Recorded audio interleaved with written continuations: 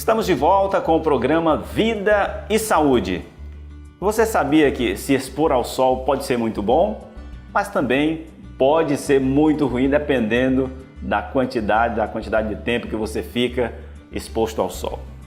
Mas o sol ele tem seus benefícios, ele é fonte de vitamina D, inclusive dizem que só existem duas maneiras de você adquirir a vitamina D.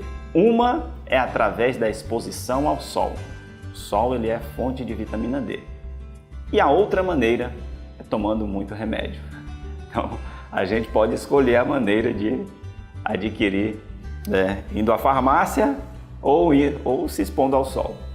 E muita gente prefere se expor ao sol. Só que esse especialista que nós vamos ver agora, ele nos alerta sobre essa exposição excessiva. Por isso, existem alguns horários que a gente deve ficar atento. O que parece simples pode se transformar num problemão se não for tratado.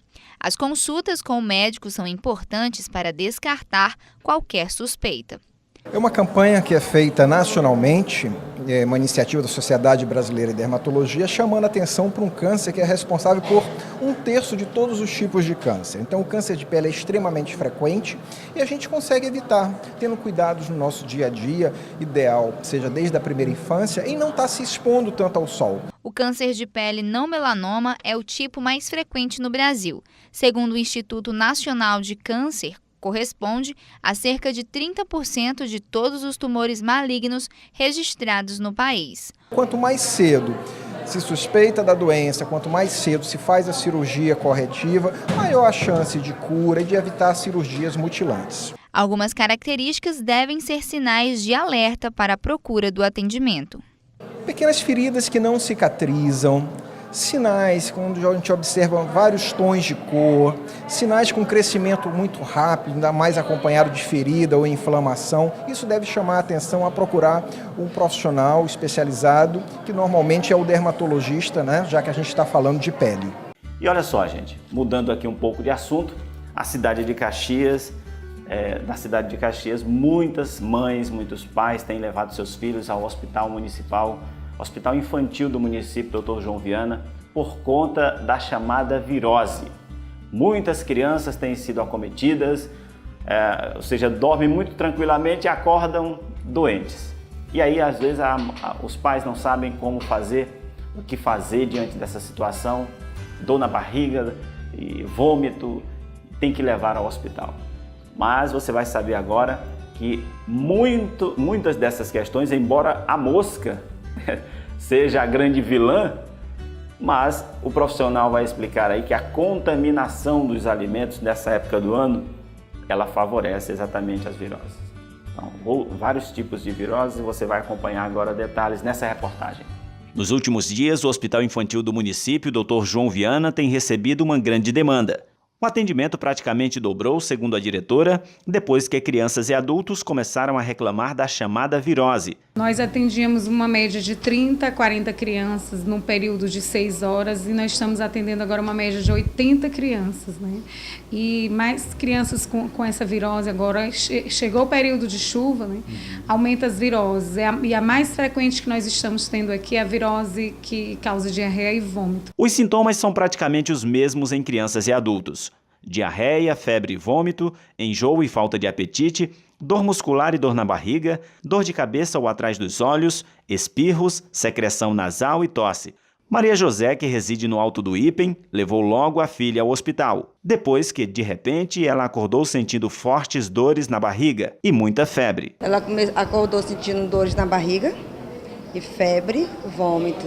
Aí a gente esperou um pouco e nada, porque os remédios da medicação em casa não fazem o mesmo efeito que dá na veia, Por isso a nossa preocupação de vir logo. Para o médico, embora as moscas sejam as principais vilãs, na realidade a contaminação dos alimentos consumidos crus é a principal causa da virose. Ele explica que é uma doença que afeta mais as crianças por conta da baixa imunidade, mas que pode ser enfrentada se forem tomadas algumas medidas. Inicialmente, os alimentos consumidos crus precisam ser bem higienizados, Segunda é sempre higienizar bem as mãos, Sempre quando for consumir qualquer alimento tem que ser higienizado as mãos. controle também biológico das moscas, né? A gente ela acaba sendo a grande vilã nesse período. No entanto, além das gastroenterites virais, elas podem levar a acarretar outras doenças também. A incidência da virose se dá por conta do período chuvoso, mas nada que chegue a preocupar. Se tratada logo, em poucos dias a criança está recuperada. A gente consegue controlar realmente, porque é uma doença benigna, não é? Se tratada de forma imediata, a gente consegue uma boa progressão, né, da doença. A criança se recupera no máximo durante 5 a 7 dias.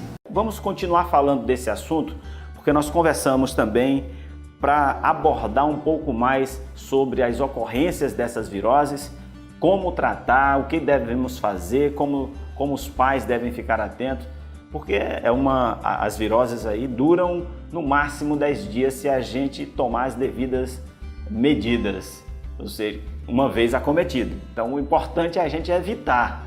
Só que a gente vai saber um pouco mais com o doutor Alex Medeiros, que nos atendeu muito gentilmente lá no Hospital Infantil. Vamos conferir a entrevista. É o quadro Dicas de Saúde.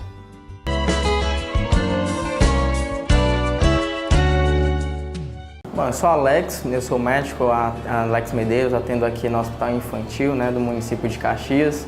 Então, a questão da virose, né, a famosa virose da mosca, nada mais é do que um processo de contaminação de alimentos, né? Não necessariamente é a participação da mosca nesse processo, não. O que a gente observa é a proliferação desses insetos, que é mesmo orgânico, nesse período mesmo. No entanto, a gente encontra a maior contaminação dos alimentos devido à maior quantidade disponível de água disponível no meio ambiente, né, por conta do contato das chuvas. Então, geralmente, esses alimentos consumidos crus, eles têm maior predisposição para serem contaminados, né? Você compra no supermercado, no mercado, então esses alimentos têm maior predisposição para contaminação. Existe uma grande associação desse período com essa proliferação das moscas, mas não é nada exatamente comprovado que seja a mosca a grande vilã. Na verdade, o grande vilão é um pouco a contaminação dos alimentos e até mesmo a má higiene desses alimentos consumidos crus, né?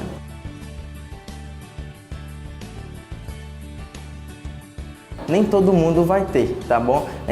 Grande parte da população, principalmente os adultos, não vão desenvolver. Mas por que acomete mais as crianças, né? As crianças ainda estão amadurecendo o trato gastrointestinal, ainda tem uma certa imaturidade e são mais predispostos, por quê? Porque tem um sistema imune, comparado ao do adulto, um sistema um pouco mais deficiente, digamos assim. O sistema da própria idade, né? Então o vírus, assim que ele adentra a região do trato gastrointestinal, inicialmente pode provocar um vômito, né? Seguido de febre, uma febre geralmente alta, entre 38 e 39, mas não costuma atingir a casa dos 40 graus. Com a progressão da doença, essa criança pode ou não evoluir com quadro de diarreia. Essa diarreia não contém sangue e nem catarro. Geralmente, quando diarreia que contém sangue ou catarro deixa a criança no estado bem ruim, geralmente está associada com um quadro de gastroenterites bacterianas, que aí sim é bem mais grave, né, e necessita de uso de antibiótico terapia.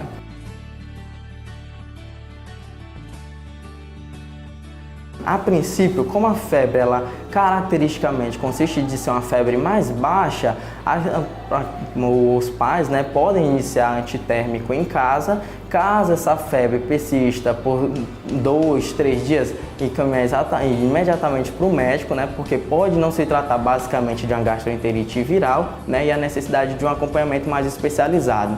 Mas o fundamental, além do controle da febre, é hidratar, né? A boa hidratação e a boa dieta, apesar da recusa do paciente, é fundamental. Que em torno esses quadros de virose, eles costumam durar no máximo de 5 a 7 dias. E aí tem resolução espontânea. O próprio organismo da criança consegue colocar o vírus para fora.